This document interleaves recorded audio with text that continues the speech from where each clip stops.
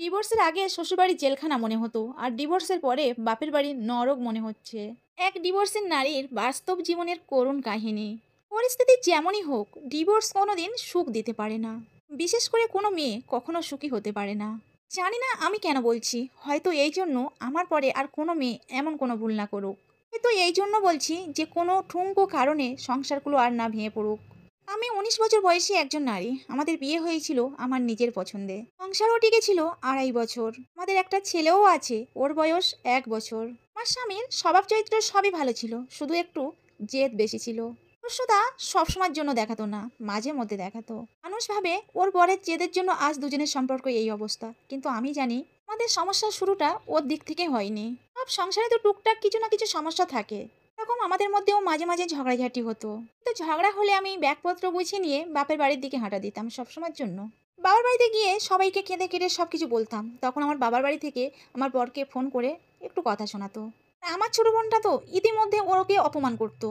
আর আমার তখন মনে হতো ঠিক করছে, কারণ ও আমার সঙ্গে লাগতে এসেছে। আমি কেউ জানে না আমার বাবার কতটা ক্ষমতা, আমি কোন বাড়ির মেয়ে, সবার ইচ্ছার বিরুদ্ধে আমি ওকে বিয়ে করেছি।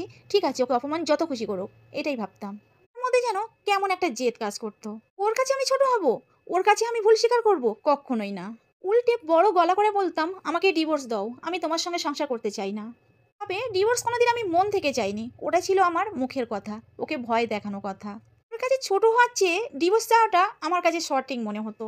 আমি ওর কাছে কোনো রকম কোনো সময়ে ছোট হতে চাইতাম না, এটাই ছিল আমার বদ অভ্যাস। একদিনের কথা আমার বেশ মনে আছে। একদিন ছোট একটা বিষয় নিয়ে দুজন তর্ক করতে করতে দুজন বেশ উত্তেজিত হয়ে গিয়েছিলাম।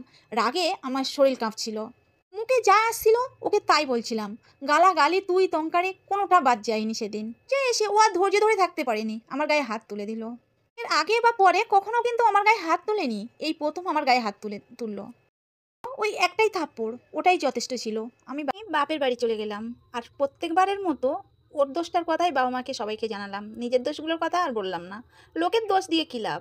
লোক যে মতোই শুনেছে সেভাবেই তো বিচারটা করেছে না। সব কথাগুলো শোনার পর পরিবারের সবাই বলল যে এত কষ্ট করে এমন ছেলের সঙ্গে তোমার আর সংসার করতে হবে না, তো ওর নামে কেস করে দাও। আমি সবার কথা মতো ওর নামে থানাতে কেস করে দিলাম। ওর নামে নারী নির্যাতনের কেস করা হলো। খুব তাড়াতাড়ি ওকে পুলিশ ধরে নিয়ে গেল। ওর পরিবার থেকে ওর বাবা মা আরও গুরুজন যারা ছিল এসে বারবার অনুরোধ করতে থাকলো আমি যেন ওর নামে যে কেসটা করেছি সেটা তুলে নিই। আমি মনে মনে ভাবতে থাকলাম, আমার স্বামী কি সত্যিকারে অপরাধী? ও কি নিজে থেকে আমার গায়ে হাত তুলেছে? সেদিন যদি আমি ওকে অপমানিত না করতাম, ও কি আমার গায়ে হাত তুলতো? এদিকে আমার বাবা মা আমাকে বোঝাতো যে এত কিছুর পর আমি যদি আবার মামলা তুলে নিই, ওর কাছে ফিরে যাই, তাহলে ও বুঝবে আমি খুবই অসহায় হয়ে পড়েছি। ও আরও পেয়ে বসবে, আমার উপরে ইচ্ছা মতো হুকুম চালাবে, নির্যাতন করবে। একবার গায়ে হাত তুলেছে মানে বারবার ও একই রকম কাজ করবে। এই কথাগুলো আমার বাবা মা আমাকে বোঝাতে থাকে। তাই নিজে থেকে ওর বাড়িতে ফিরে যাওয়ার কোনো প্রশ্নই আসে না। তো আমার মনের ভিতরে একটা প্রশ্ন কেন যেন বারবার বলতে লাগলো, ও ছেলেটা তো অমন ছেলে নয়, ও তো ইচ্ছাকৃত আমার গায়ে হাত তুলেনি। ও সেদিন আমার দোষে আমার গায়ে হাত তুলে কিন্তু আমার কাছে হাত জোর করে ক্ষমা চেয়েছিল। সব নানা রকম কথা ভেবে আমি ওর উপর থেকে মামলাটা তুলে নিলাম, কিন্তু ওর কাছে আমি আর ফেরত গেলাম না। বেশ কিছুদিনের মধ্যে দুই পরিবার থেকে একটা বিচার সালিসি হলো, আর ও দোষী প্রমাণ হলো। কে সবাই দোষী প্রমাণিত করার পর আমাকে বুঝিয়ে বলল যে আর একটাবার ওকে সুযোগ দাও। এই বলে ওরা সবাই মিলে আমাকে ওদের বাড়িতে নিয়ে গেল। বেশ কয়েক মাস দুজনে বেশ ভালো চলছিলাম। আবার কয়েক মাস পর দুজনের মধ্যে আবার ঝামেলা শুরু হয়ে গেল। আমি আবার সব কিছু গুছিয়ে নিয়ে বাবার বাড়িতে গিয়ে উঠলাম। কিছুদিন পর শুনলাম ও নাকি খুবই অসুস্থ। আমি তখন ওর কাছে ফিরে যেতে চাইলে আমার পরিবার বলল যে এভাবে ঝগড়ার পর একা একা ফিরে গেলে কেমন খারাপটা দেখায় না। আর আমার বোনদের কথাগুলো ছিল যে অসুস্থ না, ও সব কিছু বাহানা ওর। মোটামুটি কথা আমরা এটাই চাইছিলাম যে ওর ফ্যামিলি থেকে কিছু আত্মীয় স্বজন এসে আমার কাছে ভুল স্বীকার করে আমাকে নিয়ে যাক। কিন্তু এবার কেউ আর আসলো না। এভাবে কয়েকদিন থাকার পর হঠাৎ করে দেখি ও আমাকে ডিভোর্স পেপার পাঠিয়ে দিল। ডিভোর্স পেপার দেখে আমার পরিবারের সবাই তো খুবই রেগে গেল এবং ওর উপরে উত্তেজিত হয়ে পড়লো।